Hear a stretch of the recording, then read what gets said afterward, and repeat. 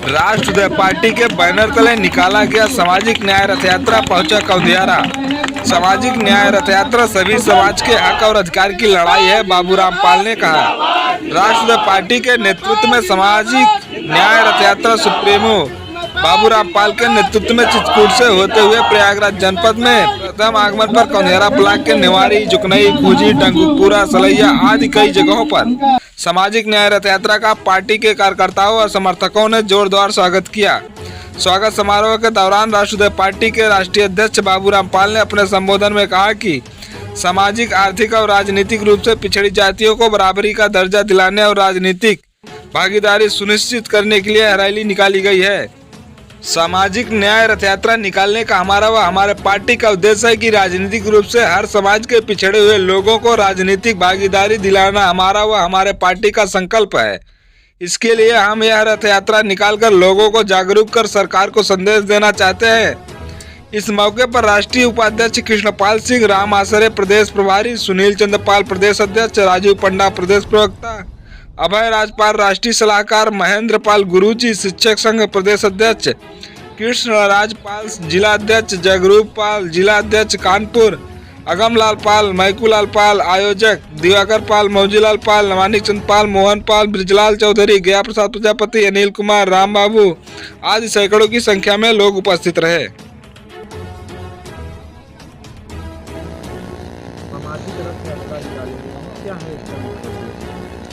सामाजिक न्याय रथ यात्रा का मुख्य उद्देश्य है कि मार्च 2018 में माननीय सूबे के मुख्यमंत्री आदरणीय योगी आदित्यनाथ जी ने एक रिटायर्ड जज राघवेंद्र कुमार जी के नेतृत्व में सामाजिक न्याय समिति का गठन किए और ये समिति ने दिसंबर 2018 में अपना रिपोर्ट जो है मुख्यमंत्री जी को सुपुर्द कर दी और रिपोर्ट आने के बाद आज 4.5 साल हो गया। 18 से आप 23 में भी देख रहे हैं, तो लगभग 4.5 साल होने के बाद अभी ये रिपोर्ट को लागू नहीं किए आदरणीय मुख्यमंत्री जी। तो हमने ये रथ यात्रा निकाल करके एक तो जनता में जन जागृति हम फैला रहे हैं, भाई आपका ये अधिकार हक है और आप जो है कि 19 से लगातार वोट देते आ रहे हैं भारतीय जनता पार्टी को, और भारतीय जनता पार्टी का नारा है सबका साथ, सबका विकास, सबका विश्वास। तो अब जब 4.5 साल हो गया, सामाजिक न्याय समिति की रिपोर्ट नहीं लागू हुई, तब कहाँ गया सबका साथ, सबका विकास और सबका विश्वास।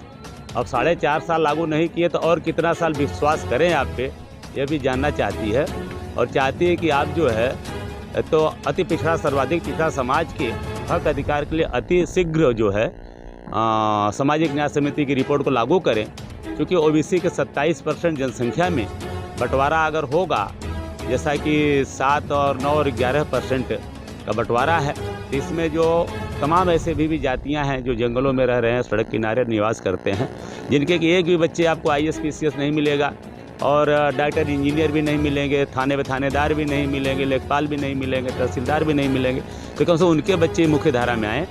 और ये तो हमारी फिलहाल अभी की लड़ाई है, इसलिए हमारा न्याय यात्रा निकला है।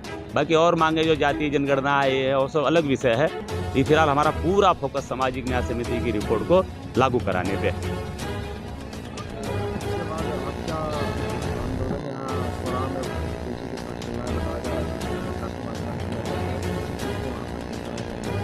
ये उद्देश्य हमारा सामाजिक न्याय समिति की रिपोर्ट को लागू कराना ही उद्देश्य है। पूरा ये 31 मई तक चलेगा, 31 मई तक लगातार चलेगा। इसका भव्य समापन कानपुर में होगा और उसके बाद भी अगर तब तक हमको विश्वास है कि जैसा कहते अगर कुछ भी % सत्यता होगी कि सबका साथ, सबका विश्वास, सबका विकास, अगर थोड़ा % सत्यता होगी तो हम जिस तरीके से ज्ञापन दे रहे हैं, अभी हमने जो है कि 3 तारीख को जिला मुख्यालय फतेहपुर से ज्ञापन दिया, 5 तारीख को जो है कि बादा जिला मुख्यालय से ज्ञापन दिया और लगातार अभी परसों 10 तारीख को आपके कोरा तहसील से जाएगा ज्ञापन।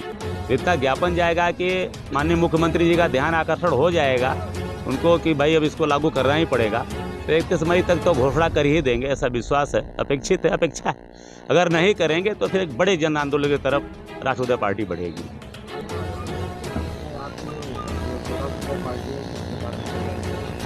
ये राष्ट्रीय पार्टी 2024 की एक मजबूत रणनीति के साथ साथ तैयारी कर रही है, क्योंकि राष्ट्रीय पार्टी एक ऐसी चक्रव्यूह की रचना करके चल रही है कि रथ लेकर के गांव देहात में खेत खलिहानों तक जा रही है, नदी के किनारों से पहाड़ों तक जा रही है। जो व्यक्ति पहाड़ों पर नदी के किनारे निवास कर रहा है वहाँ तक रथ जा रहा है, और लोग कहते हैं भैया इतना जो है कि पिछड़ा एरिया तक कोई रथ लेकर के कोई पार्टी आई नहीं, हम सब आपके साथ हैं। तो वहाँ से सड़क पे भी आ रहे हैं और फिर हम शहर में भी आ रहे हैं, फिर जिला मुख्यालय से ज्ञापन देके हमारा ज्ञापन मुख्यमंत्री तक भी पहुँच रहा है। हम सोशल मीडिया में भी आ रहे हैं और मीडिया में भी आ रहे हैं। जो हमारी खबर जो घरों में बैठे हैं, ऐसे रूम में बैठे अखबार पढ़ रहे हैं, वहाँ तक भी पहुँच रहे हैं। और 2024 का जो चुनाव है ये हम मजबूती के साथ राष्ट्रीय पार्टी लड़ेगी।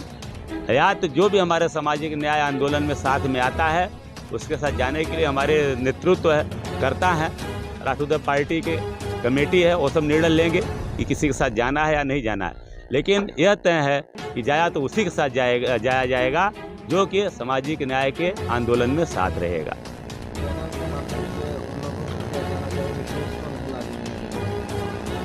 ये तो बहुत बड़ा षड्यंत्र है, क्योंकि ऐसे लोग हैं जो लागू नहीं होना देना चाहते, वो दूर के लोग नहीं हैं, हमारे ओबीसी समाज के लोग हैं, जो हमारे इस ओबीसी समाज का बड़ा हिस्सा खाए बैठे हैं। जितनी उनकी जनसंख्या का अनुपात है उससे 300 गुना खाए बैठे हैं, कोई 250 गुना खाए बैठे हैं।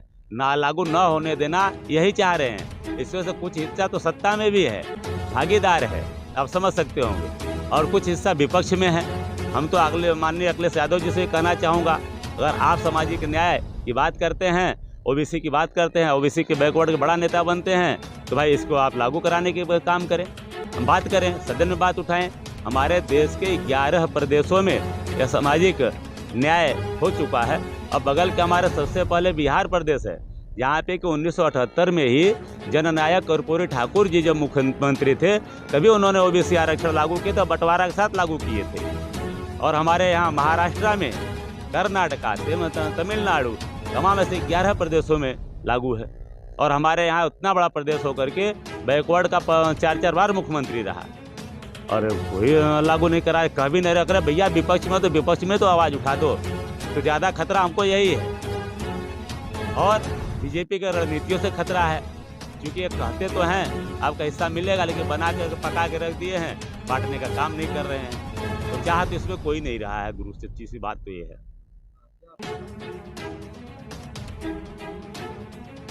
निश्चित तौर से जितने जन जागृति आ जाएगी, यह आंदोलन एक महा आंदोलन होगा, क्योंकि कहते हैं जब गुलामों को गुलामी का एहसास करा दो तो एक बड़ी क्रांति ला देता है। तो हमारी जनता जो है, अति पिछड़ा सर्वाधिक पिछड़ा समाज की जनता को अपने रथ यात्रा के माध्यम से हम जागृत कर देंगे, उनको हक अधिकार को समझा देंगे। उसी दिन एक क्रांति आ जाएगी। सरकार कोई भी हो उसको सामाजिक न्याय समिति की रिपोर्ट लागू करना ही पड़ेगा, नहीं तो और बड़ी तेजी के साथ ही आंदोलन बढ़ेगा। रथ यात्रा 16 मार्च से मल्हार राव होलकर जी की छतरी लगी हुई है मध्य प्रदेश में, वहाँ से शुरू होकर के मध्य प्रदेश में ग्वालियर में एक बड़ी जनसभा के रूप में संपन्न हुई। फिर जो है कि बीच बीच में आपके भदोही, कानपुर, बांदा और हमीरपुर में जैसे यात्रा चला। फिर लगातार 1 अप्रैल से लगातार फतेहपुर जनपद से शुरू होकर के रथ यात्रा लगातार कंटिन्यू चल रहा है। और 31 मई को कानपुर देहात जिला मुख्यालय अकबरपुर हाथी पे एक लाखों की जनसंख्या के रूप में इस कार्यक्रम का समापन होगा, क्योंकि आज पूरे प्रदेश के साथ साथ देश से भी लोग इस रथ यात्रा का समर्थन कर रहे हैं। लोग फोन के माध्यम से भी हौसला बढ़ा रहे हैं और लोग कह रहे हैं भैया आप किसी भी हालात में एकदम डटे रहिए, 21 तारीख को हम सब कहीं भी रहेंगे, 21 तारीख को कानपुर में जमा होंगे। मेरा नाम बाबू रामपाल, राष्ट्रीय अध्यक्ष राष्ट्रीय पार्टी। सर आप लोग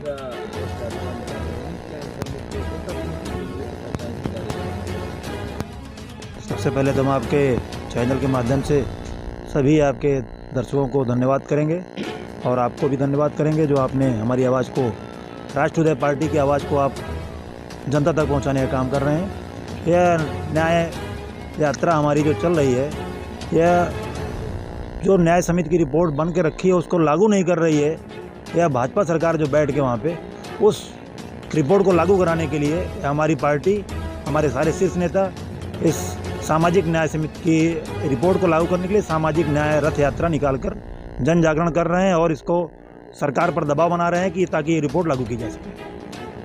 आपकी जो पार्टी है राष्ट्रीय पार्टी किन बिंदुओं पर चर्चा कर रही है और चुनाव प्रकट कर रही है? देखिए, सामाजिक न्याय की रिपोर्ट को लागू करना चाहती है, पहला बिंदु। दूसरा, ये जो चुनाव अभी नगर निगम और नगर निकाय और नगर पालिका अध्यक्ष के जो चुनाव आए हैं, उसमें हमारी पार्टी उत्तर प्रदेश में सभी जिलों में अपने प्रत्याशी खड़े करने की तैयारी में और कर रही है।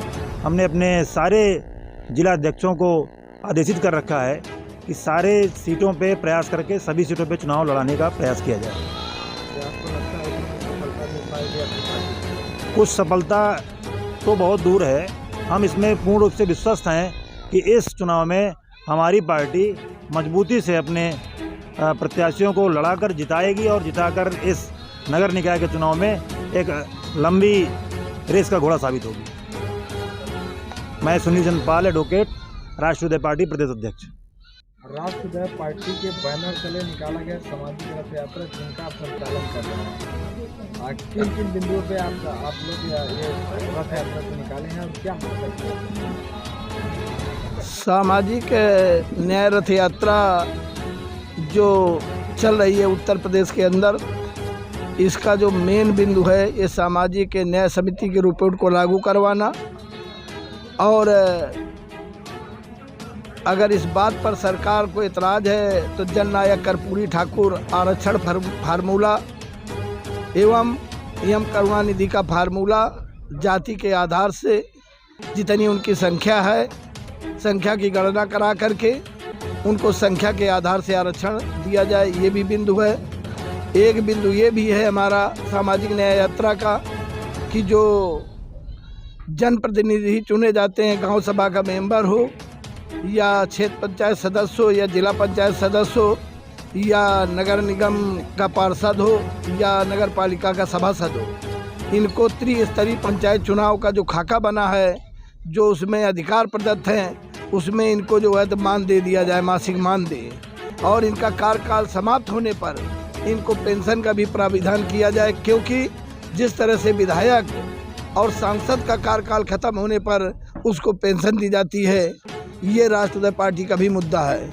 तीसरा मुद्दा ये भी है कि जो पशुपालक समाज है, चरवाहा समाज है, इनको सुरक्षा की गारंटी दी जाए, इनके पशु की सुरक्षा और इनके जो है मतलब जो पशुपालक है उसकी सुरक्षा दी जाए, ये भी मांग है। जिस तरह से ये कानून बना हुआ है कि अगर किसी शेड्यूल कास्ट के व्यक्ति को जात सूचक शब्द से संबोधित किया जाता है तो उसके ऊपर SC/ST एक्ट का मुकदमा कायम होता है। इसी तरह से इस पशुपालक समाज को, चरवाहा समाज को ये अधिकार सरकार दे कि अगर उनको कोई गाली गलौज करता है, उनके भेड़ों की चोरी करता है, उनके पशुओं की चोरी करता है, तो उसको सज़ा का प्राविधान किया जाए उसके, और उसके पशुपालक की जो है अगर उसकी चोरी होती है तो उसकी भी भरपाई की जाए।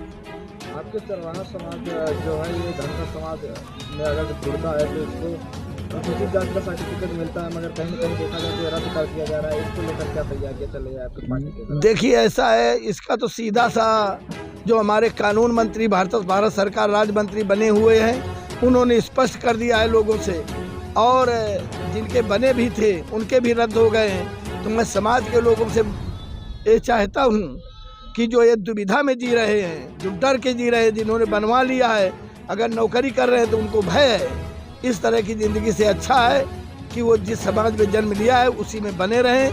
क्योंकि अगर सन 1931 की जनगणना में उनके नाम के आगे धनगर लिखा है जाति के नाम पर, तभी उसका प्रमाण पत्र बन सकता है, नहीं तो प्रमाण पत्र बन नहीं सकता है। क्योंकि स्पष्ट कर दिया है भारत सरकार के राज्य मंत्री, जिन्होंने खुद स्वयं धनगर का प्रमाण पत्र बन करके सांसद बने और कानून मंत्री बने, इसलिए उससे क्या अपेक्षा की जा सकती है। आप लोग गाँव गलियों में जा रहे हैं तिरंगा रथ यात्रा लेकर के, किस तरीके का समर्थन मिल रहा है? जहाँ भी हम जाते हैं, मैं 1 तारीख को मध्य प्रदेश में तो बहुत अच्छा स्वागत जिन भी जिलों में गया, पहले मैंने शुरू की यात्रा भिंड जिले से और आलमपुर जहाँ मल्हार राव की छतरी बनी है, उसके बाद दतिया से होते हुए हम लोग जो है तो मुरैना मुरैना से भिंड, मुरैना से ग्वालियर, ग्वालियर में एक बड़ी सभा का आयोजन करने के बाद हम लोग उत्तर प्रदेश में प्रवेश किए। कानपुर में, भदोही में, हमीरपुर में मैंने कई जगह जो है तो यात्रा का संचालन करके वहाँ लोगों का जन जागरण किया। और इसके बाद 1 तारीख से हम जब फतेहपुर में प्रवेश किया है तो हजारों की संख्या में लोग 11-11 बजे रात तक हजारों की संख्या में लोग हमारा इंतज़ार करते रहे, क्योंकि यात्रा का जगह जगह स्वागत होने से हम जहां हमने समय दिया था 11 बजे का, 9 बजे का सुबह का, वहां पहुंचे 2 बजे। जहां हमने 2 बजे का समय दिया था वहां पहुंचे रात में 9:30 बजे। इस तरह से फिर भी हमारे लोग राष्ट्रीय पार्टी के कार्यकर्ता सिपाही रात 11, सवा 11 बजे तक हमारी सभाओं को सुना, हम लोगों को सुना। इससे हमको पूर्ण विश्वास है कि जो 2 अक्टूबर को हमारे माननीय राष्ट्रीय अध्यक्ष जी ने ये ऐलान किया था उत्तर प्रदेश की राजधानी लखनऊ से कि हम जब इस रथ यात्रा का समापन 75 दिन के बाद कानपुर की धरती जिला मुख्यालय माती में करेंगे, 1 लाख प्लस की भीड़ जुटाएंगे।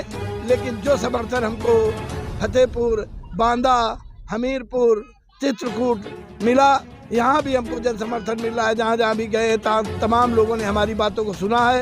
इस जन समर्थन के माध्यम से राष्ट्रीय पार्टी का प्रदेश का प्रभारी होने के नाते राष्ट्रीय अध्यक्ष जी को मैं आश्वस्त कर देना चाहता हूँ कि वहाँ इतना बड़ा जन सैलाब उमड़ेगा कि वहाँ कम से कम 5 लाख की संख्या कानपुर देहात जनपद मुख्यालय माती में जुड़ेगी।